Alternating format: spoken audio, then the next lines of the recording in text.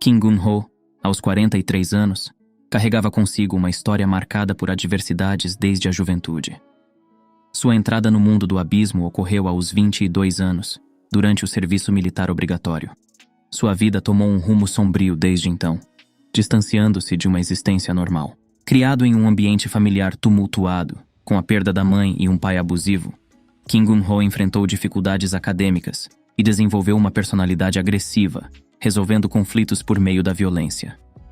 No ensino médio, tornou-se o típico valentão e integrou uma gangue. O serviço militar obrigatório trouxe-lhe uma nova perspectiva, e uma entrada acidental no mundo do abismo transformou sua vida de maneira irreversível.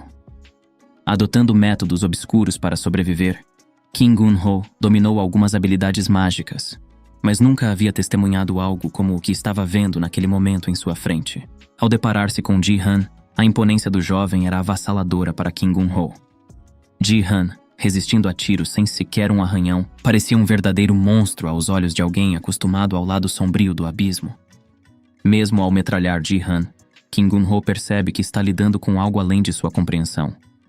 Em um mundo onde um único erro podia ser fatal, Kim Gun-ho deveria agradecer por estar vivo.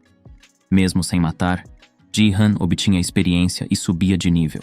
Shi-yun se aproxima, elogiando a força impressionante de Ji-han e destacando que ela não seria capaz de bloquear balas com o corpo nu.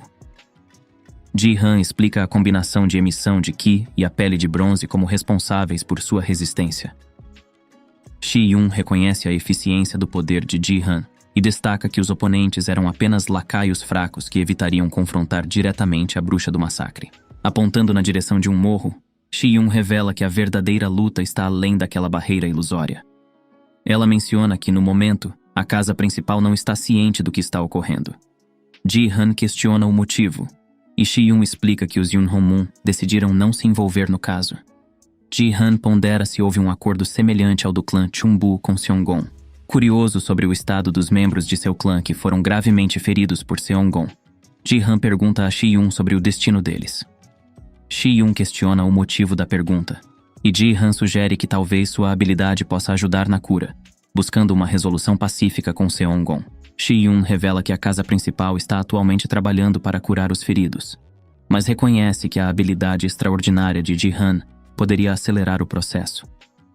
Aceitando a oferta de Ji-han, Shi-yun concorda em buscar sua ajuda. Ji-han assegura que, uma vez que resolvam os problemas atuais, irão imediatamente para lá, comprometendo-se a fazer o possível para ajudar no processo de cura. Shi-yun expressa sua gratidão e promete recompensar Ji-han com o que estiver ao seu alcance. No entanto, Ji-han recusa a oferta, afirmando que não precisa de nenhuma recompensa.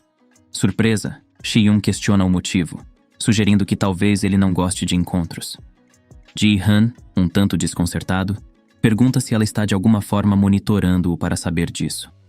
Shi-yun, de forma descontraída, aceita a recusa de Ji-han e decide recompensá-lo com um encontro, saltando instantaneamente em direção ao morro onde a verdadeira luta deveria começar. Ji-han, sem jeito, pondera se Shi-yun pode pensar que ele é um viciado em encontros. Em outra cena, a bruxa do massacre e seu grande guerreiro discutem a persistência dos desafiantes. A bruxa murmura sobre como eles não se cansam, e seu guerreiro responde que isso é algo inerente à natureza humana. Ela concorda, mencionando que para quebrar a barreira ilusória na montanha Bukan, seria necessário alguém pelo menos 108 vezes mais forte do que ela. As únicas pessoas capazes disso no momento são do clã Dan Uimun, mas eles optaram por não se envolver. A bruxa observa que estão ali novamente e começa a recitar um encantamento. Com o contrato de sangue, eu olho para ti, suas vidas agora são minhas e venham sem hesitar. Uma energia avermelhada se espalha pela barreira, sugando a vida daqueles presentes. A bruxa do massacre possui o poder de controlar os pulsos da vida, uma magia capaz de drenar a vida de todos na área ativada. No entanto, essa magia só funciona contra aqueles cujo poder está abaixo de certo nível. Magias de proteção podem bloquear esse poder, e não afeta seres que não possuem vida, como os alquimistas da Rocha Negra, que se fundiram com o Golem. Essa habilidade permite que a bruxa dizime grandes grupos de inimigos de uma só vez. Além disso, ela pode utilizar as vidas absorvidas para fortalecer seu grande guerreiro, ou como uma fonte de poder destrutivo. A bruxa e o druida formam uma dupla complementar, maximizando sua eficácia em batalha. No entanto, a bruxa não se limita a essa habilidade, pois possui um plano B. Um círculo mágico surge, exibindo uma esfera negra em seu centro. O círculo emana uma energia vermelha enquanto a bruxa profere as palavras. Com o sacrifício dessas vidas, eu chamo aqueles que são meus contratados. Surjam e devastem meus inimigos. Invocar demônio Beride, invocar demônio Zagan. Do círculo mágico emergem duas figuras. Uma delas tem aparência humana, ostentando um bigode e uma coroa enquanto está montado em um cavalo. A outra figura assemelha-se a um touro humanoide com asas. O homem de bigode comenta que fazia algum tempo desde a última vez que a bruxa o invocou. O homem de bigode é revelado como o demônio Grande Duque do Inferno, Berit, enquanto o touro é identificado como o demônio Zagan, presidente do inferno. A bruxa os cumprimenta, mencionando que já faz algum tempo desde sua última reunião. Beride critica o sotaque da bruxa, considerando-o ridículo. E a bruxa defende seu modo de falar, mencionando que aprendeu o sotaque na Coreia e o considera fofo. Beride expressa seu desprezo pela escolha da bruxa, mas ela responde que ele está sendo chato e ameaça mandá-lo de volta para o inferno se não parar. Zagan, por sua vez, pergunta quem ele deveria matar e indica sua sede de violência. A bruxa instrui Zagan a fazer o que normalmente faz, exterminar todos os inimigos dela, mas deixar qualquer um que ela considere amigo em paz. Com a ordem dada, Beride invoca pequenos soldados de metal que emergem do solo, enquanto Zagan abre suas asas e começa a voar, anunciando que é hora de matar. Disparando bolas de fogo com sua boca aberta, Zagan destrói tudo em seu caminho. A bruxa, sorrindo, declara que é hora da caçada e que vão limpar a área. Ji-han, que observava do alto de uma árvore, vê a criatura com chifres voando e causando destruição. Enquanto no solo, os soldados de metal de Beride eliminam os invasores. Olhando para Zagan, Ji-han se pergunta por que há uma vaca voadora presente. Shi-yun se junta a Ji-han e explica que aquilo é uma técnica de invocação demoníaca, mencionando que o Grande Duque do Inferno foi invocado. De maneira surpreendente, Ji-han reconhece o nome e pergunta se seria Beride, mencionando que ele existe em vários jogos como um dos 72 demônios que Salomão tinha em seu livro de invocação. Shi-yun, intrigada, não entende como isso pode estar presente em jogos. Ji-han, então, pergunta se os demônios invocados são fortes. Shi-yun confirma que os 72 demônios são extremamente poderosos. Originalmente, eram deuses que foram corrompidos pela malevolência da humanidade, acumulando milhares de anos de história. Ela destaca que essas entidades deveriam ser consideradas deuses-demônios, mas devido às suas posições como demônios, estão restritos em termos de poder quando invocados. Shi-yun acredita que eles só podem usar cerca de 5% de sua força durante a invocação. Ela menciona Beride, um demônio com a habilidade de transformar qualquer coisa em metal e controlá-la. Quando Ji-han pergunta se a vaca voadora também foi criada por Beride, Shi-yun revela que a vaca voadora é, na verdade, Zagan, um demônio que ama lutas. Percebendo que a bruxinha do massacre tem tudo sob controle, Ji-han questiona se sua vinda para o local de batalha foi em vão. No entanto, já estando lá, ele decide ficar. Enviando um convite de grupo para Shi-yun, uma janela de diálogo do sistema aparece diante dela, surpreendendo-a. Em outra cena, a bruxa do massacre e o demônio Beride discutem sobre a força dos oponentes. A bruxa afirma que são todos fracos, e Beride sugere que talvez ela seja forte demais. Ela concorda, mas expressa a esperança de que alguns sobrevivam ao ataque. A conversa muda para o método de refinamento da alma negra, que a bruxa menciona ter sido vendido a um preço suspeitamente baixo. Beride pergunta se descobriram o método de refinação de almas negras, e a bruxa confirma, acrescentando que o método está sendo vendido por meros 1 milhão de wons. Beride, sem entender a moeda coreana, pergunta quanto isso vale em dólares. Ele diz que não sabe de nada além de jogos quando se trata da Coreia. A bruxa pergunta se ele joga, e Beride responde que viver no inferno não é tão terrível assim. Ele menciona o desenvolvimento dos serviços de bem-estar social e saúde mental para os cidadãos do inferno, afirmando que uma vida infinita pode ser entediante sem um pouco de diversão. A bruxa concorda, e Beride revela que foi realmente difícil para eles se conectarem à internet do inferno, com metade dos 72 demônios, incluindo ele próprio, trabalhando duro para alcançar essa conexão. A bruxa diz para reservar o lugar dela, para quando ela for pro inferno, e Beride assegura que ela será bem-vinda. Em seguida, uma janela de diálogo aparece para a bruxa, a surpreendendo, informando que ela foi convidada para um grupo. Em outra cena, Ji-han nota que ela aceitou o convite e agora, dentro do grupo, ele consegue ver os níveis da bruxa que era 142 e de seu grande guerreiro 156, surpreendendo-se com o alto nível deles. Shi-yun, ainda confusa, pergunta o que está acontecendo. Ji-han explica que é como se fosse uma magia especial que conecta os aliados, mostrando as barras vermelhas referentes à vida para que possam checar os status dos aliados e reconhecê-los no campo de batalha. Shi-yun acha interessante. Além disso, nas configurações, agora Ji-han consegue ativar o chat de voz, destacando que suas habilidades estão cada vez mais cheatadas. Tá hackeando o sistema. Ele testa chamando no chat, e a bruxa responde, ouvindo a voz de Ji-han. A bruxa pergunta se é o jogador Han Ji-han, e ele confirma que sim. A bruxa expressa que acha isso extremamente legal, e Ji-han também diz que acha legal, mesmo surpreso por ter funcionado o chat de voz, algo que não esperava. Em seguida, a bruxa questiona por que Ji-han está ali, se está interessado na alma negra. Ji-han responde que não está interessado. A bruxa sorri, compreendendo que ele não está lá para roubar a alma negra, e comenta que ele possui uma ótima magia, mas ainda é fraco, perguntando o que o trouxe até ali. Ele explica que estava preocupado com Seong-ga, e a bruxa pergunta se é por isso que ele e Seong-ga estão saindo juntos. Ele nega, afirmando que não estão saindo. Ao mesmo tempo, ele detecta uma intenção assassina ao seu lado, percebendo que é Shi-yun, que está completamente pistola. A bruxa também percebe a intenção assassina e comenta sobre isso. Ji-han tenta minimizar, dizendo que não é nada. A bruxa, sorrindo, diz que compreendeu a situação de Ji-han. Ela então menciona que estão em uma situação problemática, explicando que o tempo dentro da barreira corre igual ao mundo real, e eles não poderão sair até que o ritual seja completado. Ji-han concorda em ficar por ali, e a bruxa pede para ele se esconder sem ser notado. Em seguida, eles desligam o chat de voz. Ji-han questiona Shi-yun sobre o motivo da intenção assassina. Ela nega emitir qualquer intenção assassina, alegando que ele está enganado. Ji-han pergunta o que fazer com as várias caixas de diálogo que indicam a sede de sangue.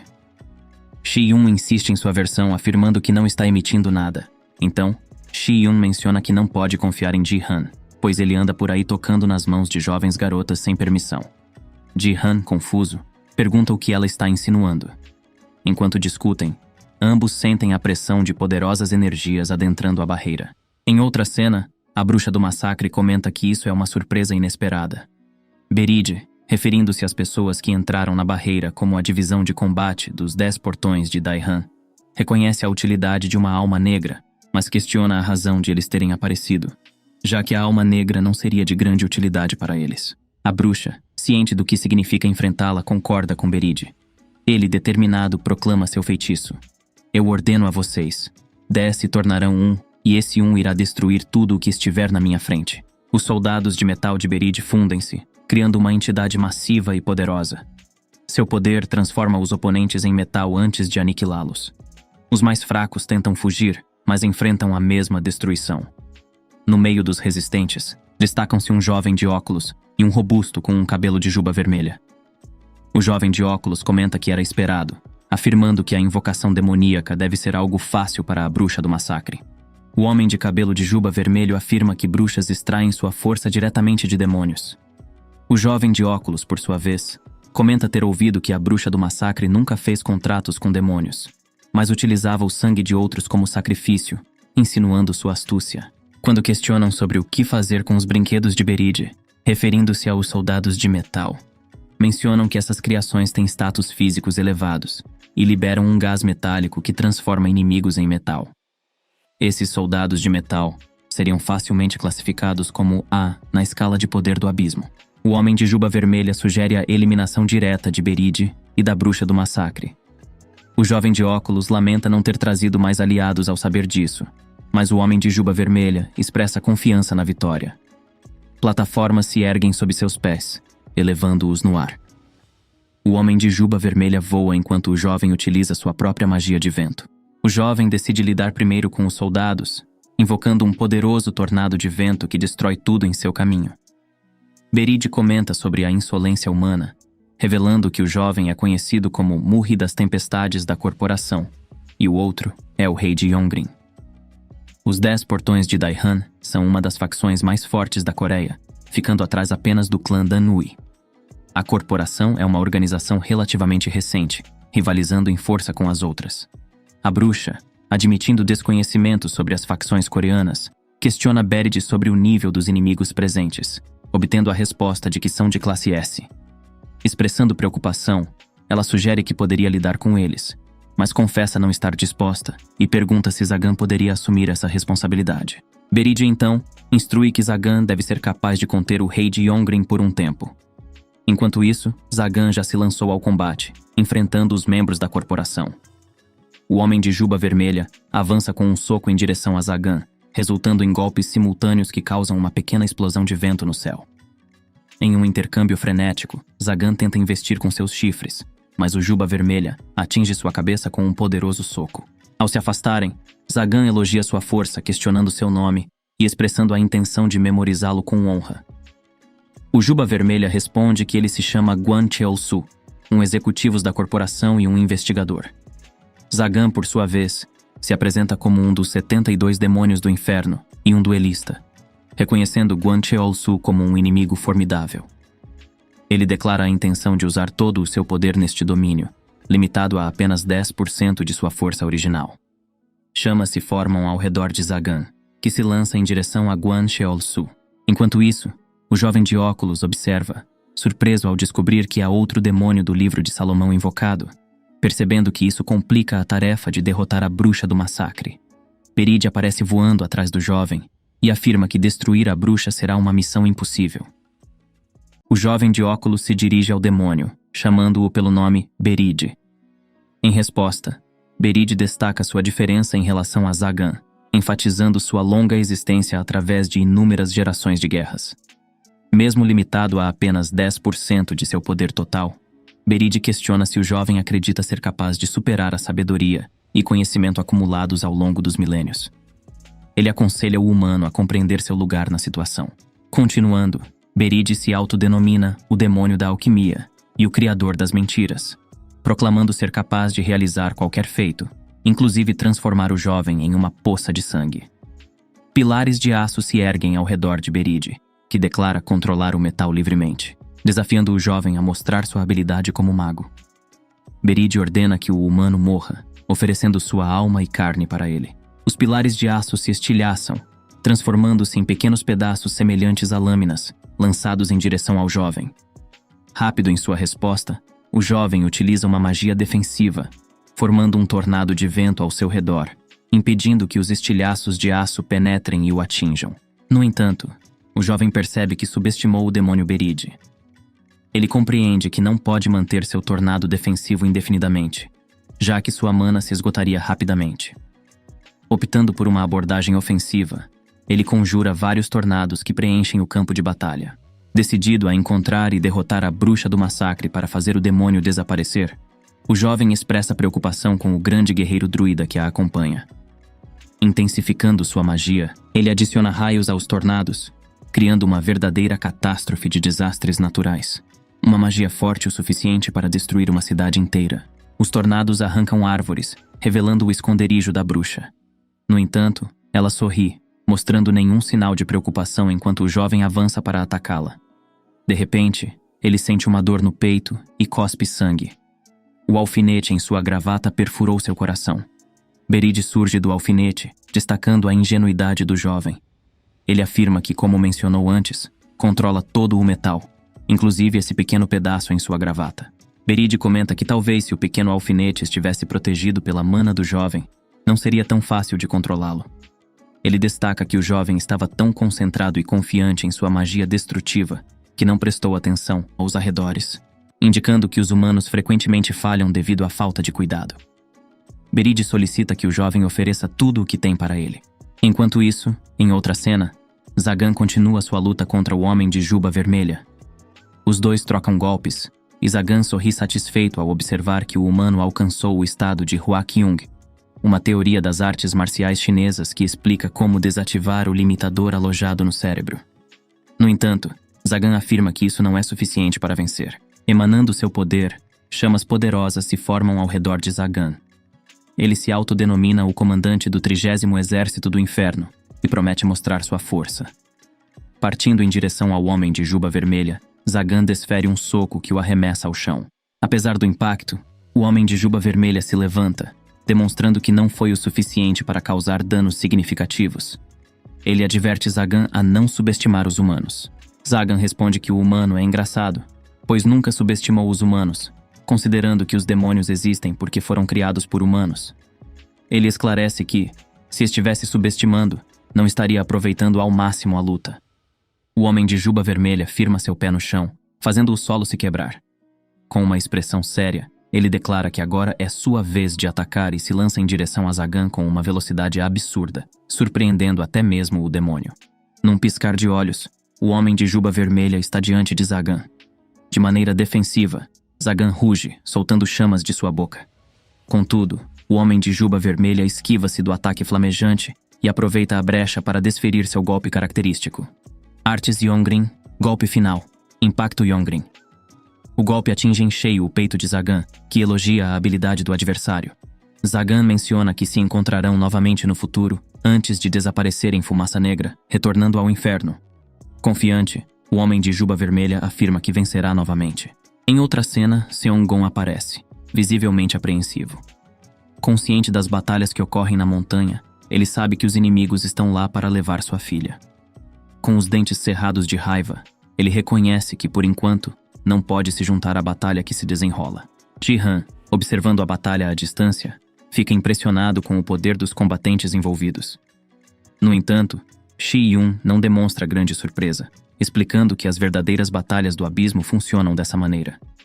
Ela ainda menciona que, se continuar treinando por mais 10 anos, conseguirá alcançar esse nível de poder. Ao levar em consideração as palavras de Shi-yun e considerando sua idade, Ji-han pensa que o avô de Sunil deve ser um verdadeiro monstro. Diante de tantas pessoas poderosas no local, Ji-han se sente um pouco inútil.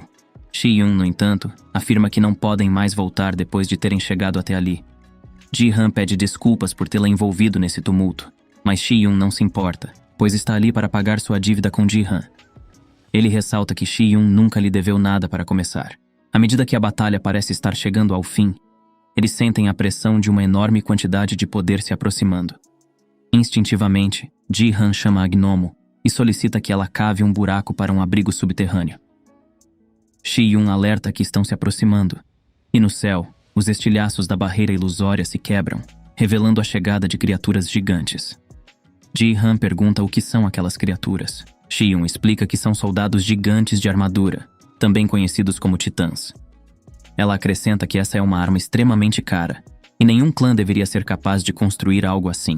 No entanto, 4 deles estão ali. Shi-yun comenta que a alma negra não deveria ter esse tipo de valor, mas mesmo sendo especial, um titã equivale ao valor de 10 almas negras. Shi-yun pergunta se agora, com os titãs quebrando a barreira principal, eles poderiam fugir dali. Ji-han responde que pretende permanecer um pouco mais, pois acredita que ele pode ser útil de alguma forma. Reconhecendo a força dos inimigos, Ji-han, mesmo não estando igualado em poder, confia em sua habilidade única e especial, acreditando que pode ser de utilidade na situação. Em seguida, eles pulam no abrigo subterrâneo criado pela gnomo. A bruxinha do massacre expressa surpresa diante do inesperado movimento de um dos 10 portões de Daihan. Ela imaginava que uma organização viria em seu lugar. Berid pergunta sobre qual organização ela está se referindo, e a bruxa menciona a Hwangdo. Berid questiona o motivo dessa suposição. A bruxa explica que eles precisam do cristal do fantasma negro para refinar a alma negra. Berid esclarece que o cristal do fantasma negro é criado misturando a pedra filosofal com uma alma negra. Ele compreende o que eles desejam. A bruxa diz que essa informação custa caro. Berid pergunta o que ela quer então. Ela solicita que ele use toda a força que pode manifestar nesse mundo, que utilize 10% de seu poder. Berid concorda, mas adverte que ela terá que pagar por tê-lo enganado. A bruxa desdenha, alegando que ele não se importa com isso. Berid afirma que conseguirá derrotar 2 titãs, e a bruxa se mostra preparada para os que sobrarem. Berid ergue sua varinha e conjura seu feitiço. Eu comando a ti, obedeçam e prestem atenção. Todo o aço presente no campo de batalha começa a se juntar, formando 2 enormes soldados de metal que se igualam em tamanho aos Titãs. Berid ordena que ataquem e informa a bruxa que precisará estar junto dos gigantes de metal para controlá-los diretamente. Em seguida, ele desaparece. A bruxa do massacre fica um pouco apreensiva, não esperava que a corporação atacasse, e comenta que a situação está ficando irritante. O druida concorda, mencionando que realmente foi inesperado. A bruxa, no entanto, expressa contentamento por eles terem vindo, pois isso lhe proporcionará uma força ilimitada. O druida pede para a bruxa chamar Seongon, mas ela explica que ainda não pode fazê-lo, já que o ritual de Seonga está em 78%. Ela alerta que, se ele não atingir pelo menos 90%, o ritual falhará, pedindo para que cuidem disso por enquanto. Enquanto os soldados de metal de Berid detêm 2 titãs, os outros 2 continuam se aproximando. A bruxa instrui o druida a usar sua magia, e ele se transforma em uma enorme árvore de carvalho. A bruxa imediatamente começa a reunir a energia da árvore para formar uma gigantesca Genkidama. Ela lança a Genkidama em um dos titãs, destruindo um de seus braços, mas sem impedi-lo completamente. Os troncos e raízes da árvore criada pelo druida envolvem os titãs, prendendo-os.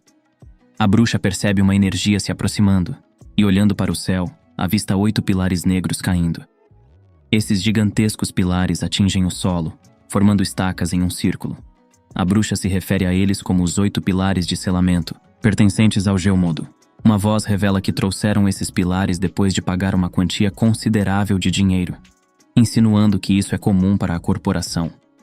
A bruxa encara o homem diante dela, referindo-se a ele como o líder da corporação dos 10 portões de Daehan, codinome Proprietário. O proprietário cumprimenta a bruxa, mencionando que passaram 12 anos desde seu último encontro, e pergunta como ela tem passado nesse tempo.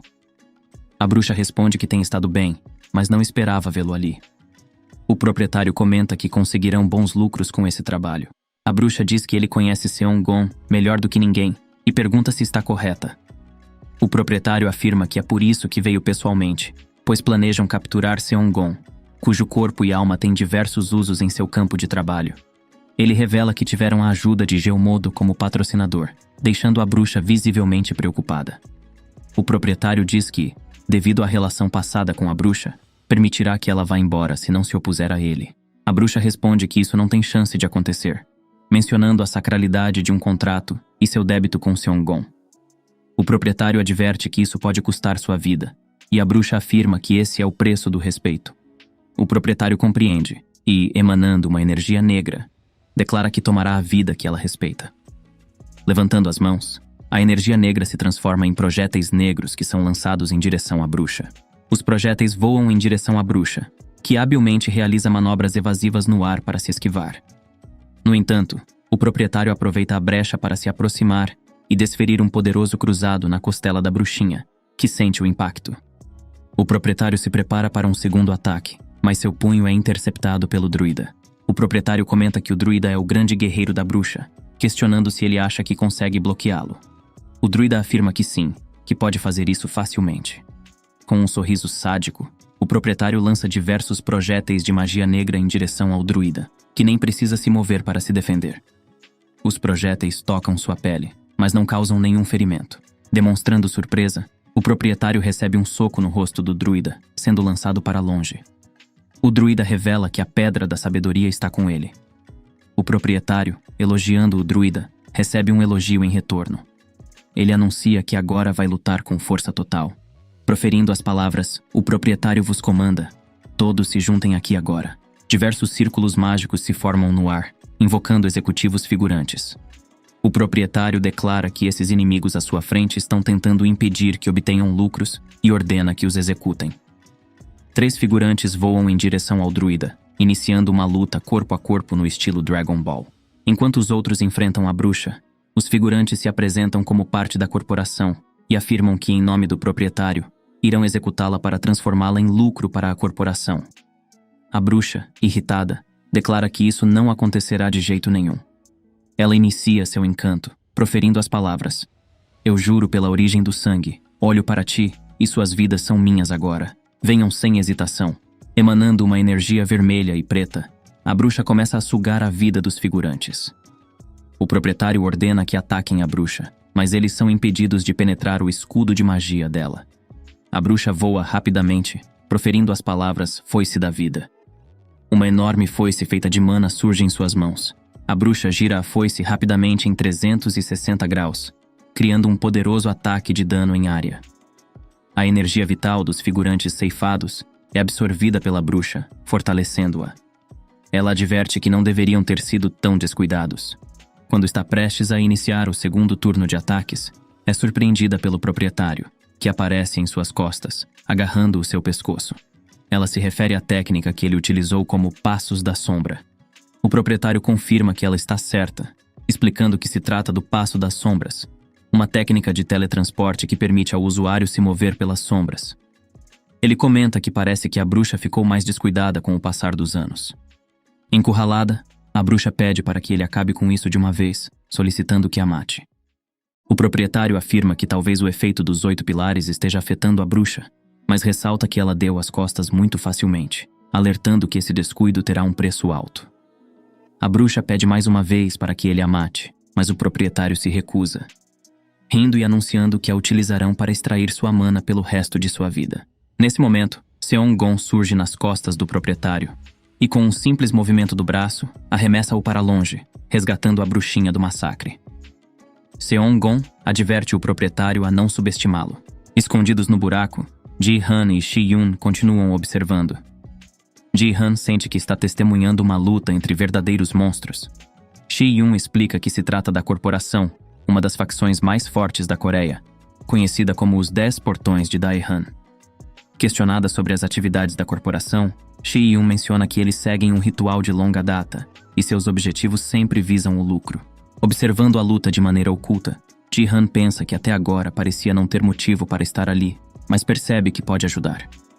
Abre o inventário, indicando que tem um plano em mente. Enquanto a batalha continua, o proprietário ataca Seong-gon com seus projéteis em forma de lanças de energia negra.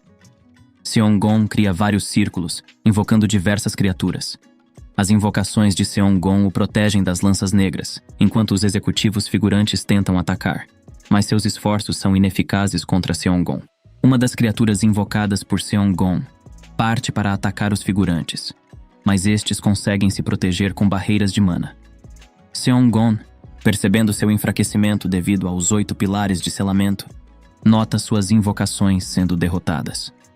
No momento de distração, o proprietário se aproxima e desfere um poderoso soco nas costelas de Seong-gon, lançando-o para longe e quebrando uma de suas costelas. Uma expressão de choque aparece no rosto de Seong-gon quando o proprietário aponta as mãos para o céu, abrindo uma espécie de portal de magia negra, de onde emerge Seong-ah, adormecida dentro de um cubo mágico dourado. O proprietário sorri, afirmando que tudo está indo conforme planejado. Ele ordena aos membros da companhia que coletem tudo que possa gerar lucro. Os figurantes se agrupam, encurralando Seong-gon. Respirando profundamente, ele afirma que ainda não acabou e pergunta se eles realmente acham que permitirá que toquem em sua filha. Enquanto diz isso, ele retira o anel de seu dedo anelar esquerdo, arrancando-o junto com seu próprio dedo. Uma aura negra começa a emanar do local onde Seong-gon removeu seu próprio dedo, anunciando que os responsáveis pelas atrocidades pagarão o preço por seus atos. Toda a energia que emana dele se envolve em um turbilhão. Em um movimento extremamente rápido, ele se vira em 360 graus, atingindo todos os figurantes que o cercavam. Em questão de segundos, Seong-gon está nos céus, frente a frente com o proprietário. O proprietário é surpreendido pela demonstração de poder de Seong-gon, mesmo sob o selamento dos 8 pilares. Seong-gon tira os óculos escuros pela primeira vez, revelando olhos amarelos flamejantes com fundos completamente negros. Ao questionar se a técnica utilizada para arrancar o dedo era magia proibida, Seong-gon confirma, explicando que tem usado essa técnica para extrair sua própria força. O proprietário compreende a situação. Wan Seong-gon tem preservado sua mana, utilizando a corrosão proibida de raiz como fonte de purificação para sua filha. O proprietário, surpreso, afirma que extrair raízes do próprio corpo é proibido e perigoso, mas Seong-gon sobreviveu porque também possui uma alma negra. Ele grita que não importa o quanto Seong-gon se esforce, não sobreviverá dentro dos 8 pilares, e lança suas lanças de magia negra, ordenando que morra. No entanto, Seong-gon não é atingido, deixando o proprietário confuso, pois não percebeu nenhum sinal de magia de teletransporte. Como Seong-gon conseguiu desaparecer. Seong-gon aparece nas costas do proprietário, chamando-o de idiota e desferindo um golpe atravessa seu corpo ao meio. O preço por interromper o processo de recuperação de sua filha é a própria alma do proprietário. Seong-gon reúne a energia dispersa em uma esfera, utilizando sua habilidade chamada Refeição do Demônio Sombrio. Ele limpa a existência de seu oponente, transforma sua alma em uma gema e a consome, fortalecendo-se cada vez mais. Essa habilidade permite que Seong-gon consuma a vida de seus adversários, tornando-se conhecido e temido como o Demônio Sombrio dentro do abismo. Furioso, Seong-gon declara que todos na companhia pagarão com suas vidas, se desculpando com sua filha. Ji-han, ainda escondido, observa Seong-gon eliminar todos os oponentes sem dificuldades. Shi-yun comenta que o Demônio Sombrio não precisa de ajuda. Ji-han pergunta sobre os grandes pilares, e ela explica que os 8 pilares de selamento são usados para restringir os poderes daqueles que estão dentro do círculo, sendo produzidos pelo Geomodo dos 9 Portões, uma das facções mais fortes do mundo. Ji-han questiona se os membros de Geomodo poderiam aparecer ali, e Shi-yun responde que não é impossível, alertando também que a verdadeira força da companhia ainda não se manifestou. Quando perguntada sobre quem seria, Shi-yun revela que é o presidente da companhia, uma figura superior ao proprietário e aos demais membros. Enquanto fala, Shi-yun percebe a aproximação de uma energia e informa que ele está chegando. Olhando para o céu, uma luz amarela atravessa as nuvens carregadas. O presidente chegou. Uma figura emerge da luz amarela, causando uma entrada teatral. Vestida como um bobo da corte, ela cumprimenta Seong-gon, comentando que já faz muito tempo. Seong-gon, confuso, afirma não conhecer ninguém parecido com ele. A figura então tira a máscara, revelando o rosto de uma mulher bonita com olhos azuis e longos cabelos loiros. Seong-gon a identifica como Natasha, mas ele nega, afirmando que ela é diferente dele. Com um gesto, a figura coloca a máscara de volta e a retira novamente, agora revelando o rosto de um homem com uma grande cicatriz na bochecha. Ele pergunta a Seong-gon o que acha desse rosto. Seong-gon indaga se ele é um mago imitador, mas a figura do bobo da corte nega, explicando que são uma parte dele e vice-versa. Ele questiona Seong-gon sobre o que acredita que a companhia faz e revela seus objetivos. Visar lucro, distribuir esse lucro igualmente entre os membros da companhia e fazê-los trabalhar ainda mais para obter mais lucros. Ele descreve os membros da companhia como meras ferramentas, bonecos vivos que, em prol do lucro, são sacrificados sem remorso, continuando a se sacrificar como se fossem bonecos. A figura se apresenta como o presidente, o chefe da companhia, e proclama que Seong-gon se tornará parte dela. Seong-gon observa que o presidente é uma combinação de várias pessoas, e o presidente confirma que está correto. Malevolência combinada. No início da história da magia, um grupo de magos buscou combinar seus poderes para criar uma força maior. Unindo suas mentes e determinações, eles exploraram a ideia de unificar centenas de milhares de egos em uma única entidade. Embora a maioria dos testes tenha falhado, o presidente emergiu como o resultado final dessa experiência. Uma combinação de diversas almas em uma única entidade que controla todas elas, formando assim a companhia. O presidente reitera que Seong-gon logo se unirá à companhia e se tornará parte dele. Ele acredita que, com a força de Seong-gon, será fácil conquistar o cargo de diretor. Apesar disso, o presidente assegura que Seong-gon ainda manterá seu próprio ego, fazendo parte integrante da companhia. Seong-gon, firmemente, recusa a oferta. O presidente argumenta que ele não tem escolha, pois Seong-gon já é uma ferramenta da sociedade. Segundo o presidente, enquanto viver nessa sociedade, Seong-gon nunca conseguirá escapar do controle da companhia. Em uma ordem mágica, o presidente ressuscita todos os executivos figurantes que foram derrotados por Seong-gon. Ele destaca a importância do seguro de vida, fundamental para uma corporação tão poderosa, tornando-se a principal prioridade da companhia. O presidente ordena a maximização do poder dos 8 pilares, convocando todos acima da classe de gerente para entrar na batalha. Os figurantes correm em direção à base dos pilares, conjurando magias mais poderosas para atacar Seong-gon. Seong-gon, voando em direção aos figurantes, agarra um deles pelo pescoço. Apesar de seu corpo parecer protegido por uma aura de mana, Seong-gon afirma que ainda pode quebrá-lo. No entanto, sua tentativa é interrompida por um selo lançado em seu braço por um dos figurantes, enquanto outro surge em suas costas, utilizando uma magia de raio para golpeá-lo. Após a dissipação da fumaça da explosão, Seong-gon revela que não sofreu nenhum dano com o golpe recebido. Revestindo sua mão com uma energia negra, ele contra-ataca, arrancando as mãos e, em seguida, a cabeça do figurante que o atacou. Enquanto os figurantes nos pilares continuam a lançar magias de ataque, Seong-gon parte para cima deles em uma rápida ofensiva. Ignorando os ataques recebidos, ele destroça um a um dos figurantes em seu caminho. O presidente sorri, afirmando que era o esperado, e ordena a maximização dos pilares. O poder dos 8 pilares é ilustrada como correntes que seguram Seong-gon, diminuindo seus poderes.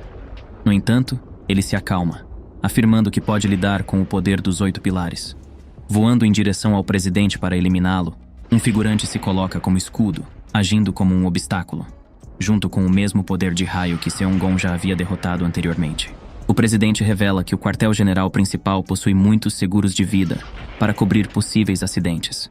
Pagando o suficiente, eles podem trazer os membros de volta e usar seus corpos várias vezes. A imortalidade da companhia é mantida pela vasta fortuna.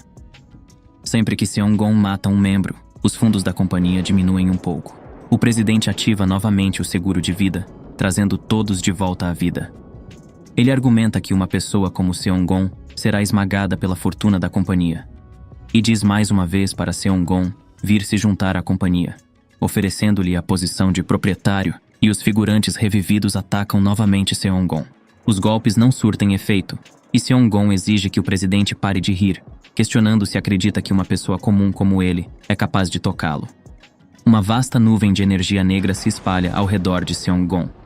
Ele revela que descobriu os padrões do presidente e percebe uma magia especial em ação, presumindo que o efeito dela deve cessar se o presidente for destruído. Em frações de segundos, Seong-gon atinge o rosto do presidente, atravessando sua cabeça, e afirma que cortar a cobra pela cabeça é a melhor estratégia.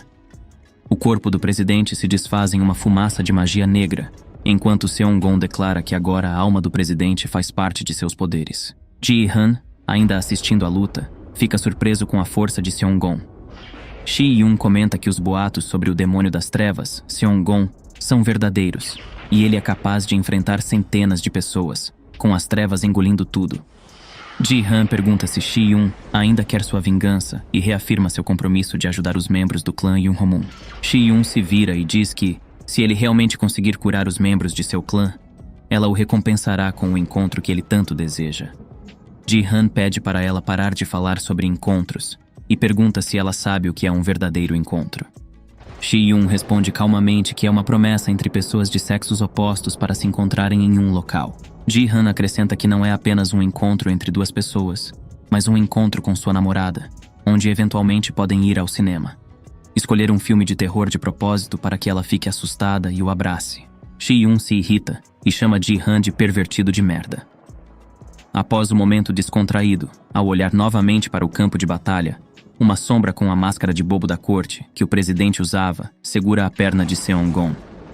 Ji-han percebe que a batalha ainda não chegou ao fim. A fumaça tomando forma segura firmemente a perna de Seong-gon, surpreendendo-o com a sobrevivência do presidente. Este explica que, enquanto a companhia tiver fundos, ela permanecerá imortal. O presidente enfatiza que a única maneira de vencê-los é esgotar os fundos e levar a companhia à falência.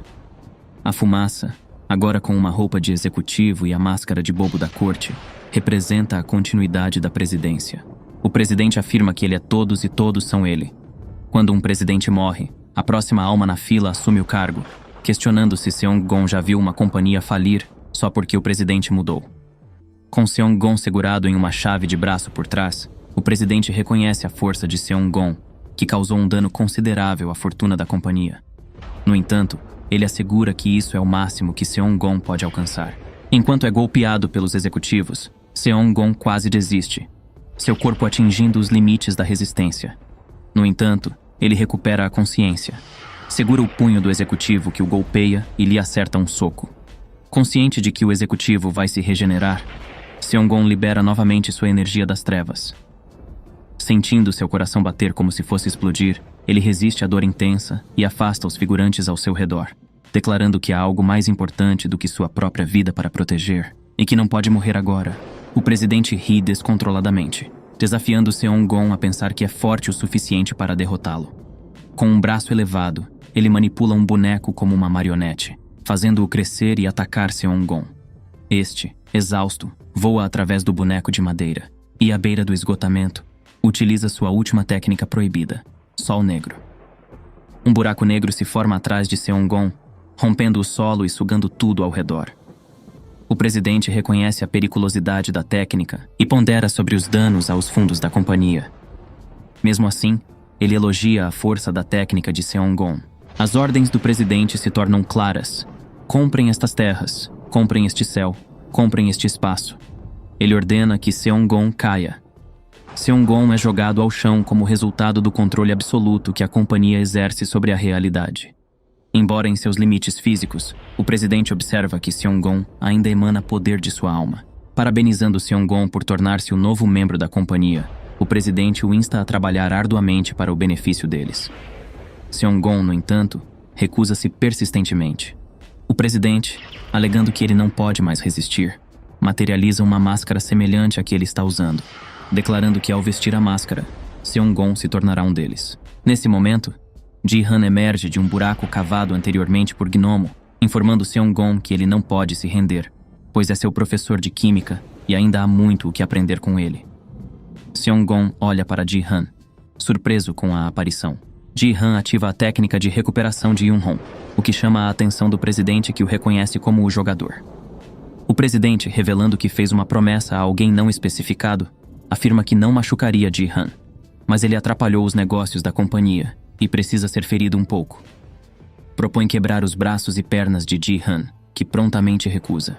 Quando o presidente dá a ordem para machucarem Ji-han, a bruxinha do massacre e seu grande guerreiro entram em cena, criando uma barreira protetora ao redor de Seong-gon e Ji-han. O presidente fica perplexo e se questiona como eles se recuperaram. Ji-han, rindo, revela que há mais por vir e dá a ordem para Gnomo. Os pilares de selamento começam a cair conforme Gnomo os destrói. Ji-han explica que, durante a luta de Seong-gon, ele curou a bruxinha do massacre e seu grande guerreiro, além de cavar ao redor dos pilares para derrubá-los. Com os pilares caídos, Ji-han sente que os poderes deles estão mais fracos, aliviando o fardo do selamento. O presidente, enfurecido, ordena que eles explodam e sejam esmagados.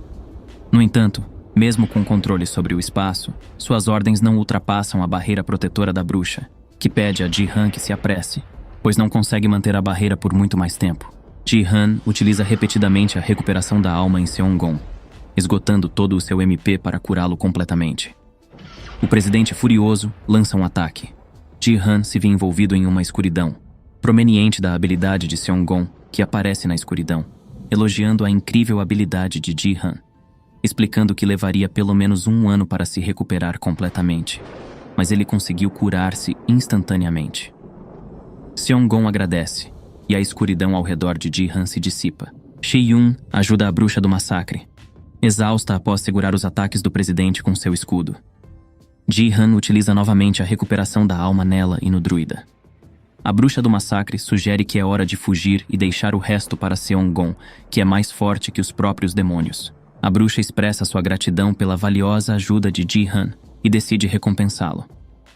Ji-han pede que ela o recompense ensinando alguma magia. A bruxa concorda, aceitando Ji-han como discípulo após o incidente.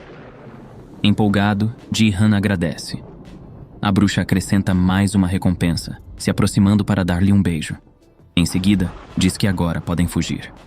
Ji-han, porém, detecta a forte irritação de Shi-yun, que o chuta para o buraco, instruindo-o a ir logo. O druida segura o braço de Ji-han e o puxa para o buraco, enquanto todos escapam pela rota de fuga criada por Gnomo. A batalha reinicia com Seong-gon completamente recuperado, enfrentando o presidente da companhia. Seong-gon, confiante, afirma que não será derrotado dessa vez, enquanto o presidente tenta ordenar que ele exploda sem sucesso. O poder do presidente vem dos fundos da companhia, e com a fortuna completamente comprometida devido à batalha anterior, seu poder diminui consideravelmente. Seong-gon declara sua intenção de danificar irreparavelmente a fortuna do presidente. Ele conjura várias esferas de energia negra e as lança em direção ao presidente. Mesmo controlando o espaço ao redor, o presidente ordena que as esferas parem, mas cada ordem consome mais e mais fundos. Seong-gon, com calma, faz as esferas explodirem levantando a palma da mão. Ele questiona como o presidente planeja subjugá-lo agora que sua fortuna se foi. Seong-gon ordena que o presidente desapareça e, usando sua enorme quantidade de energia, reativa o Sol Negro. A magia volta a sugar e destruir tudo ao redor, incluindo o presidente, que sem fundos é sugado pela magia de Seong-gon, encontrando assim seu fim definitivo. Seong-gon desfaz o Sol Negro, colocando novamente seus óculos, suprimindo o poder do demônio sombrio. Ele expressa alívio, afirmando que finalmente acabou. Ji-han, junto dos outros, observa a luta do chão, confirmando a vitória de Seong-gon. O herói desce ao solo ao lado do cubo dourado que envolve Seong-a. Agradecendo a Ji-han, Seong-gon promete recompensá-lo. Ji-han, aproveitando a oportunidade, pede alguns livros de magia. E Seong-gon concorda, prometendo dar-lhe quantos livros mágicos conseguir.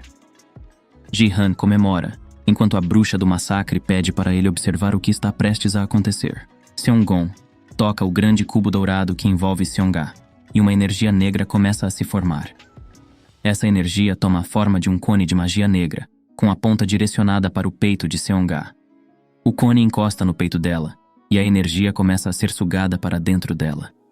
Ji-han observa surpreso, enquanto a bruxa explica que Seong-gon está guiando a vida e a alma de volta para dentro dela.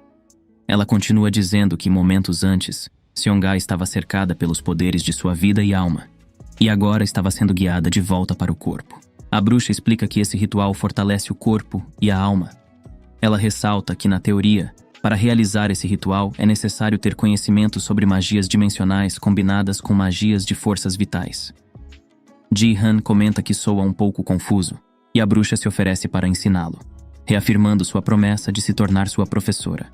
Ela olha nos olhos de Ji-han e, de maneira provocativa, toca seu queixo, dizendo para ele ficar ansioso, pois vai ensinar tudo de uma forma bem quente. Instantaneamente, Ji-han detecta a intenção assassina novamente, enquanto Shi-yun, visivelmente pistola, observa a cena. Com o ritual concluído, Seong-gon segura Seong-a em seu colo. Ji-han pergunta se era só isso. A bruxa responde que, no final das contas, não era um ritual complicado e que agora tudo está terminado. Observando os pedaços de metal espalhados pelo chão, Ji-han sugere recolher tudo para derreter e ganhar dinheiro. A bruxa confirma que já tinham esse plano em mente, ressaltando que tudo pode ser convertido em dinheiro. Ela compartilha a eficácia de invocar Beride, um ser capaz de transformar qualquer coisa em metal valioso, seja árvores, terras ou carne. Essa habilidade faz dele uma invocação extremamente útil para acumular riquezas. A bruxa sugere que Ji-han retorne, considerando que tudo já havia terminado. Ji-han acata a sugestão, dirigindo um olhar para Seong-gon. Ele menciona que se encontrarão na escola, afinal, Seong-gon era seu professor de química. Além disso, ele se despede da bruxinha do massacre, chamando-a pelo nome Loliqueano, e antecipa um reencontro futuro. Ji-han e Shi-yun se retiram da cena do combate. A noite se instala, revelando um céu estrelado. Shi-yun se despede de Ji-han, mencionando que o verá na escola no dia seguinte, e salta em uma direção oposta à de Ji-han. Agora sozinho, Ji-han reflete sobre tudo o que aconteceu, experimentando um leve sentimento de solidão. No dia seguinte, enquanto se encaminha para a escola, observa a normalidade ao seu redor. Estudantes caminhando, a vida cotidiana prosseguindo como se nada tivesse ocorrido. A dificuldade em assimilar a intensa batalha do dia anterior o faz questionar se ainda é um estudante comum. Nesse momento, Sun-il se aproxima, dando um tapa amigável em suas costas. Sun-il pergunta por que ele parece tão atordoado. Ji-han responde que estava apenas perdido em pensamentos. Curioso, Sun-il questiona sobre quais pensamentos eram esses. Ji-han menciona que estava refletindo sobre o que aconteceu no dia anterior. Sun-il pede mais detalhes sobre os eventos, querendo saber o que realmente aconteceu. No entanto, Ji-han, preocupado com a reação de Sun-il e com a estranheza dos acontecimentos, opta por omitir a verdade. Ele relata que passou a maior parte do tempo jogando alguns games no computador, ficando frustrado porque estava entediante. Sun-il comenta que é compreensível, afinal a vida de Ji-han já era um jogo. Os jogos são criados para permitir que as pessoas experimentem situações que normalmente seriam impossíveis na vida real. No entanto, para Ji-han, a vida real se tornou literalmente um jogo. Concordando com um sorriso, Ji-han diz que sua vida realmente é um jogo. Em outra cena na Lan House, um homem digita no chat. Ele diz que a companhia está em reconstrução, mas ele descobriu outros métodos. O escravo da verdade indaga sobre esses métodos, questionando se ele pretende criar a pedra filosofal sozinho e alertando que mesmo os 9 portões só conseguem produzir 5 por ano. O escravo da escuridão concorda, mencionando que precisam de outra pedra filosofal, mesmo que estejam alguns anos atrasados, e que tudo o que podem fazer é aguardar a recuperação da companhia. O homem revela que descobriram essas informações ao espionar Wan Seong-gon. O escravo da verdade pergunta sobre seus planos, e o homem pergunta se eles sabem o que se tornou popular recentemente. O escravo da escuridão impacientemente pede para que ele pare de enrolar e diga logo. O homem responde: jogos de smartphone. O escravo da verdade pergunta se são aqueles jogos que as crianças gostam, e o homem confirma, sugerindo que eles comecem a criar um jogo que seja um grande sucesso, capaz de arrecadar muitos fundos. Se você gostou do vídeo, deixe o like e se inscreva no canal para acompanhar os próximos capítulos.